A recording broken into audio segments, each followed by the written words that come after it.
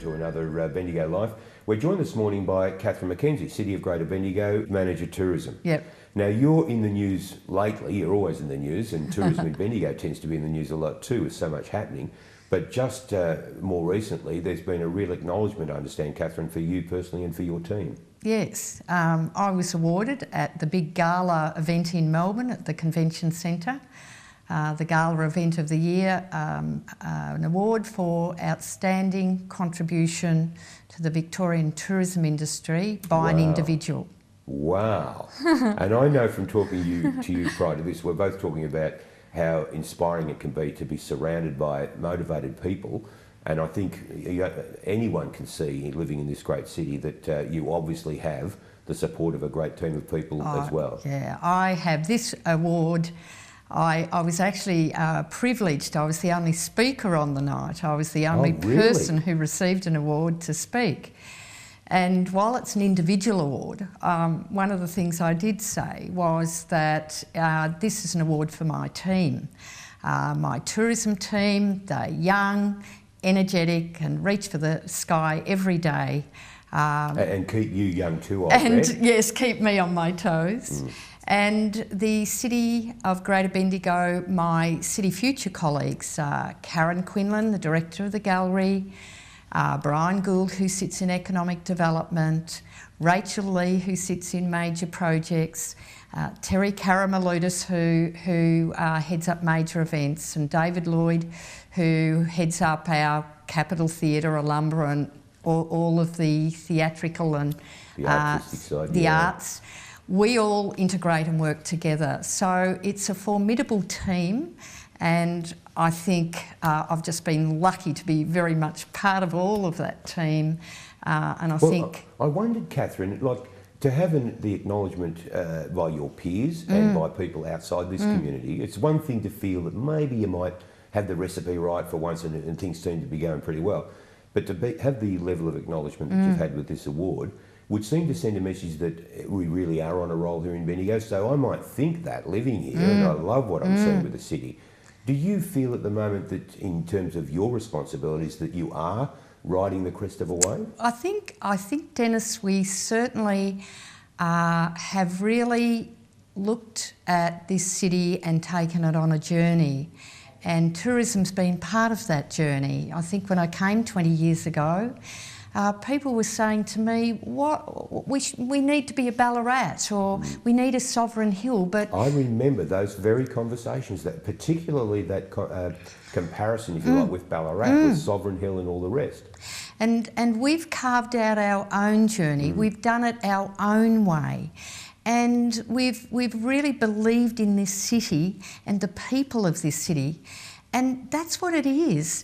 It's not a big sovereign hill, but the city is a living, breathing heritage city. But we've really believed in the new energy, the contemporary element of this city. And all of the City Futures players, the city itself, and all our businesses play a role in this. It's not just a tourism attraction.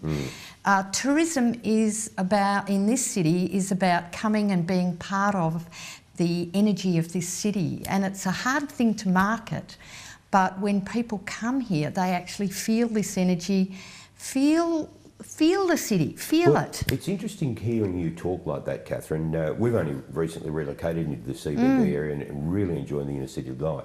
And the way you describe it now, and particularly with the comparison with Sovereign Hill, and I've lived in Ballarat, so I know what a huge focus Sovereign Hill was for Ballarat, all of Ballarat. But the comparison you've made now is a really interesting one, in the sense that, to me, it's like ordering a porterhouse steak main course compared to in Bendigo, I think, having a whole array of different courses where you can sample so many different aspects of life in Bendigo with a weekend or a week here. Yeah, and that's right. And it's talking, Dennis, to our retailers, going in a shop and people have got time to actually acknowledge that person. Our restaurants, they're really trying to punch above their weight. our accommodation operators, personable, caring, really believing they're not just another number walking in the door. So it's been a whole city approach to tourism, quite different from a lot of other destinations. Well, you're coming off, even in recent weeks, and I mean, it's funny, you don't have to look far to find something that's brought people to Bendigo, even within recent weeks. We're only coming out of a miserable winter as well. But we've had, we've had the Blues and Roots in recent times as well. We've had the swap meet only a weekend ago. In terms of feedback from people who visit the city, how big an issue is that for you guys? How much goes in, how much trouble is there taken to find out what people's experiences have been like in the city and to build on those experiences? We do. We have a high repeat visitation, about 42% are revisiting. That's extraordinary. And that's part of our mission has been the living stories and repeat visitation, and also making sure that Bendigo is a must visit. So when people are in Melbourne and they're feeling the week's a bit long and tough, we want Bendigo to pop up as that place that people want to be, that comfortable chair, that place they know, that place they love in here. And it's really quite a different style of tourism we've really tried to deliver. Events have been very important in that. Of course, we're all looking forward to Marilyn Monroe. Look, it was on the tip of my tongue to bring up Marilyn, because I still remember walking down View Street and even driving down there when the Grace Kelly thing was happening. And we actually asked, who was it? I think it was Sarah Riley only a couple of weeks ago. She's mad on all that scene. Whether it might be as big. And her point was a really good one, or an interesting one, I think, Kathryn, in the sense that she suggested that, yes, it would be big, but with a whole different group of people. It may attract a lot younger people as well. I think younger, and possibly there might be a male fan club coming in there. Oh, really? That's interesting. We think a lot more men love Marilyn. She was a star, a glamorous star. And there's so many people I've met tell me they're Marilyn fans, which I wouldn't have known. So we're bought in, and we've really been able to brand. So Karen Quinlan and her fantastic team have really visioned way above their weight, and look, they've just grown the brand of the city, and we've worked with them. Well, I wondered that too, Kathryn. Are you involved? Let's use the Marilyn one as an example. Are you involved in those very preliminary discussions where someone has a brainstorm and says, what about... Well, Karen's very good at that. She's dreaming a long way out. And we certainly are there all the way with Karen. How far out? Because I think a lot of people would be interested to know. Years. Absolutely. Karen's working years ahead. Because they're all opportunities, and Karen and her team have curated this exhibition, so I'm not sure whether our local community know this is not just something picked off a shelf out of London. Karen and her team have gone to the collectors all over the world on this one, and they've had belief in this city, and that's what's important, that we've been able to grow the stature of this city through our gallery exhibitions, because people have had faith for any person to actually, you know, allow their gorgeous Grace Kelly piece or whatever, or Marilyn to come to this city. They've got to believe in the city that it's going to be successful. And with each achievement, you go back to Grace Kelly and now you tick another box with Marilyn. In each case, I would imagine those people who put these things together or have them available internationally would have to look at Bendigo with a whole new level of credibility. Oh, absolutely. And we're really trying to be the Lyon out of Paris, or the Oxford out of London. Keith Sutherland would love hearing you say that. We want to be that, so that when you come to Melbourne, Bendigo's the city that you want to come to out of. And it takes a long time to do that. You just can't race in. It's building a culture, a brand. So I think with 40% plus return factor from what you've said, you're obviously getting something right in that area. Yeah, I think we are, and I think it's not just tourism. We're the marketing arm, we're the visitor services arm, so that's really, and we work with our industry to develop those sectors, so a support industry. So we do all that, but everybody's playing a role here.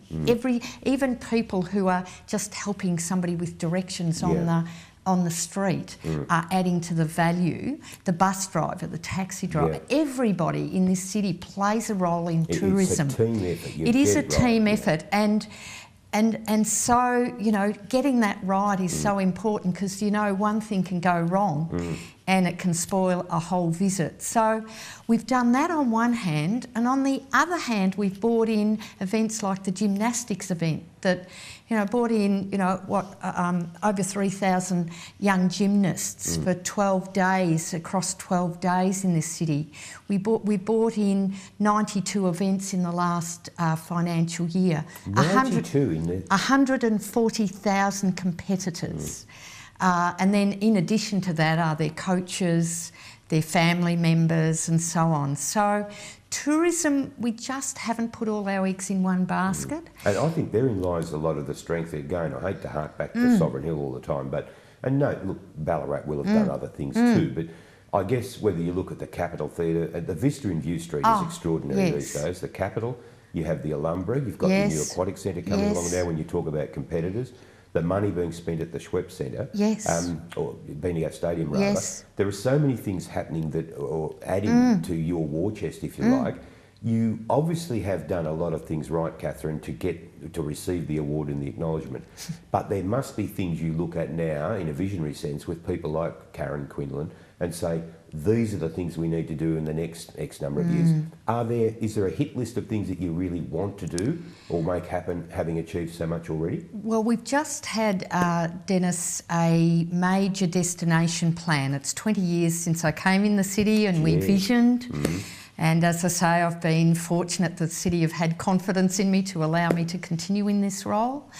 We've just had a major regional destination plan done with backing of state government. That's done for Bendigo, or is that on a regional? For the region. Right. And, you know, it's my belief that as the city grows, Bendigo is going to be a very big city.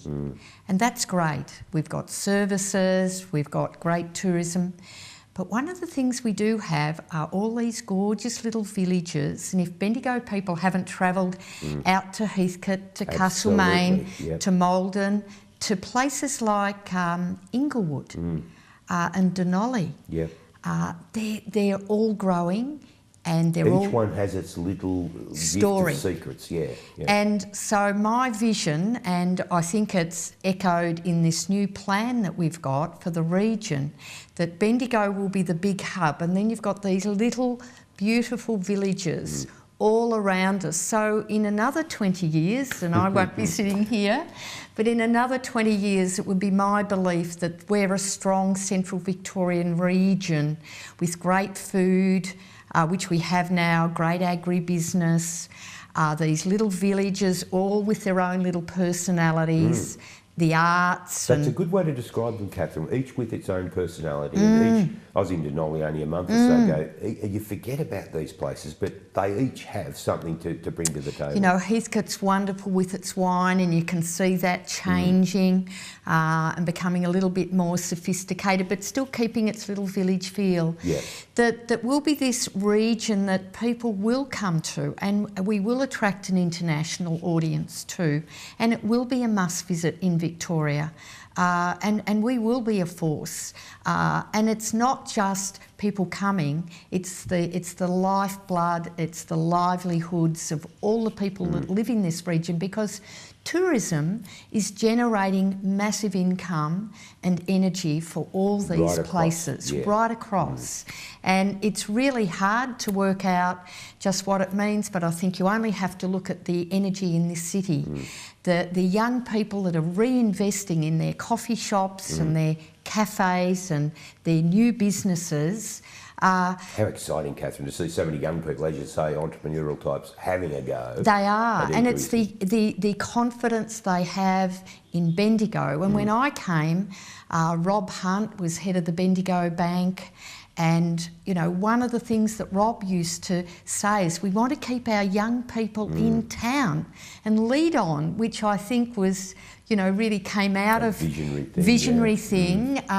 It was trying to keep your young people in town. I look around now and see young people taking that punt with Bendigo, or coming back to Bendigo, like our Anthony's, Nick and Sonia, who have been all over the world and have come back to raise their little family here and run a fantastic, now hatted restaurant in Bendigo. And why wouldn't you, though, as you say, if the infrastructure and the support and I guess the personality of the city has changed so much, it's such a beautiful place to visit now and to live in, you would look at it more in a more favourable way and say, that's a place that I think could sustain my business idea.